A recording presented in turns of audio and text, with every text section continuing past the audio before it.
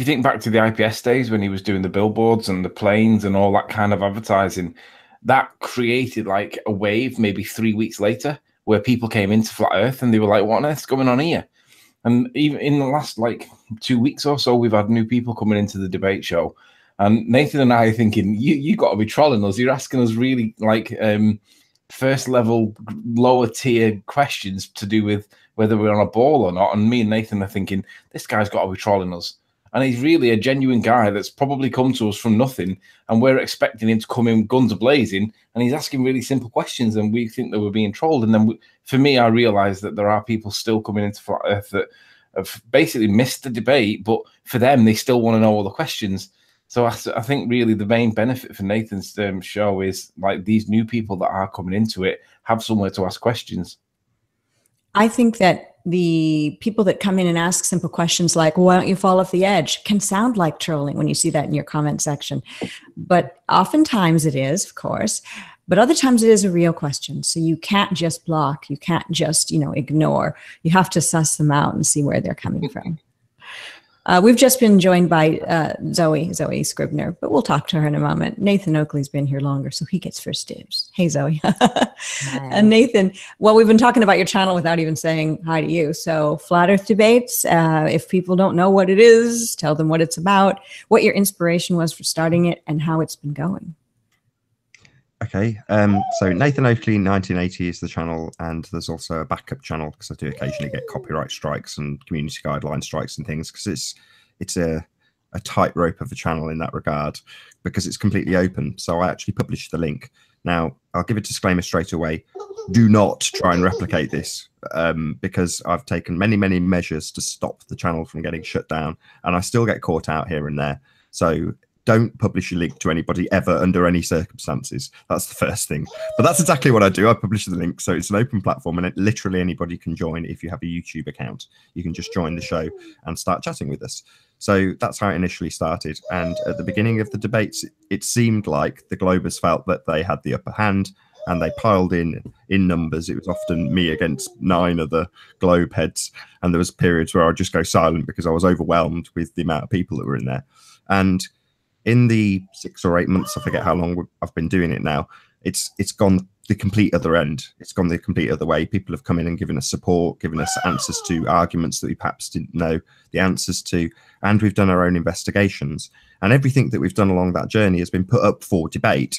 So we will make our assertions in the debate and get it wrong on many times, but that's the whole point of putting any of the things that we put out there up for debate, so we get to the actual truth of it. So we're not too concerned about being right or wrong, just finding the truth at the end.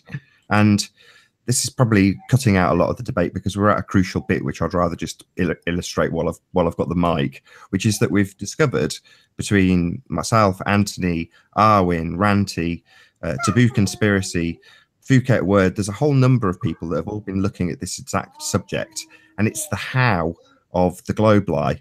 And the how in the respect to, picture this scenario: you go out and you take a picture with your brand new shiny P900 camera of something in the far distance, and you think, that's amazing, I've proved flat Earth.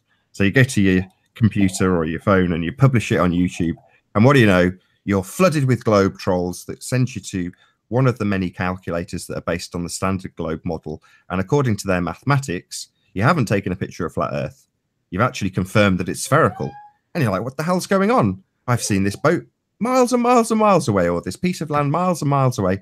And yet these arseholes, let's just not beat around the bush, come along and say that it proves it's curved. How the hell does this work? Well, we can tell you exactly how it works. What they have done in this calculation is excluded perspective. So perspective being the angular size reduction at distance. So to put this in a very succinct way, as you look at anything or take a picture of anything or video record anything, perspective rules. Things that are inherently large can look incredibly small if they're a very far distance away. And what their calculations do is only account for things in absolute sizes. So rather than calculating out an angle that you would see something at, they calculate it out based on its wiki size, its dictionary size, its Googled size, which is the absolute size of whatever the target is.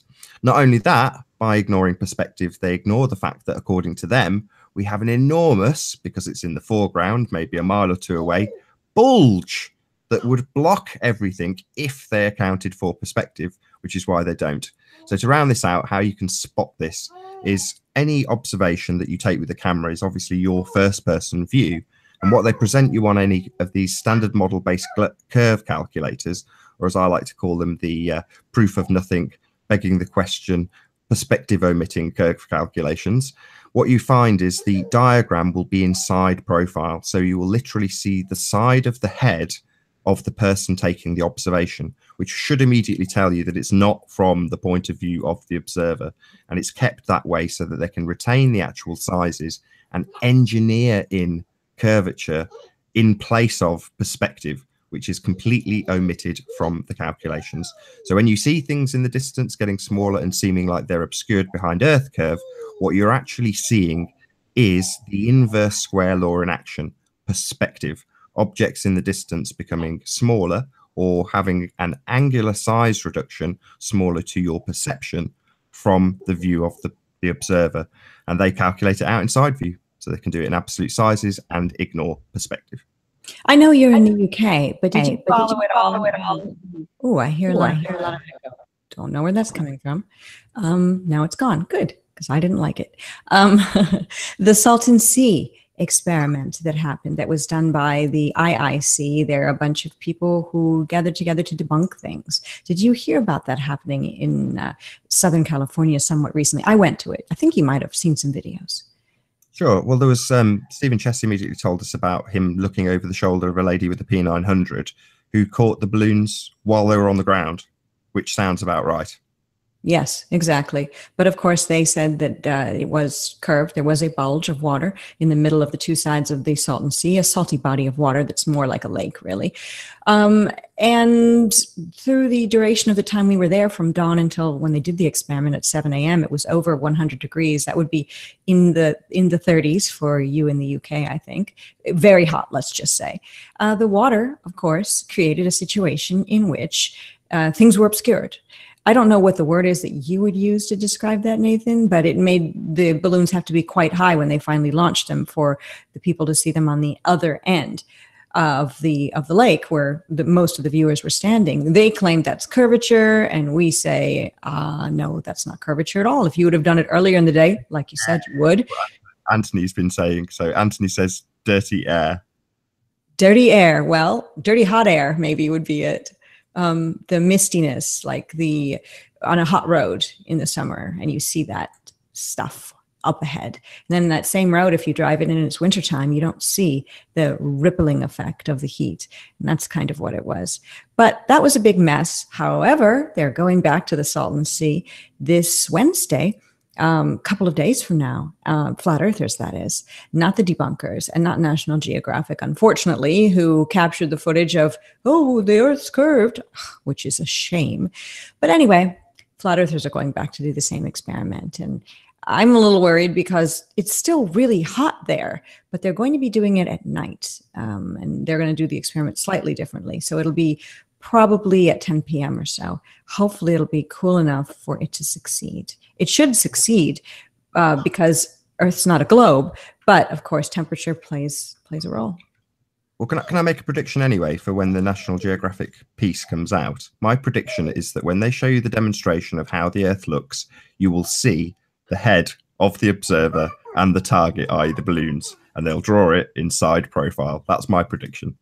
You've been following this sort of thing long enough that you kind of know what they're going to do.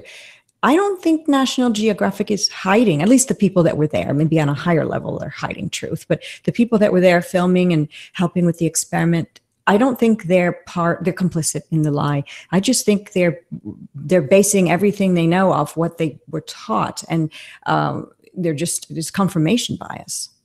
Well, this is the interesting thing. If you go to one of those curve calculators and plug in the numbers, it will tell you the Earth's a sphere.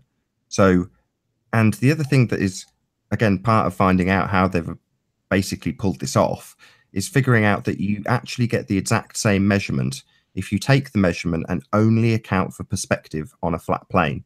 So in other words, if you calculate in perspective, nothing else, you get the same exact effect of objects disappearing what seems like behind a curve, and that's purely the effect of perspective. So you're right, people are deceived because they go to these calculations and they put in their numbers and it says it's a sphere, and they think, well, we're doing everything correctly, but they don't realize how the trick's done. And that's what we're exposing. We're exposing how they draw a single line between target and observation rather than taking an angular measurement, which would require more than one line to target, so you can get the top and bottom of it. By drawing a single line, they essentially negate perspective, and they've turned perspective into Earth curvature. And once you know how that magic trick's done, it's game over. Do you think this was all started by somebody who was simply mistaken and they had confirmation bias and thought it was a globe because of the ships and all of that? Or it's straight up liars? Straight up liars. Yeah, lies. Mm.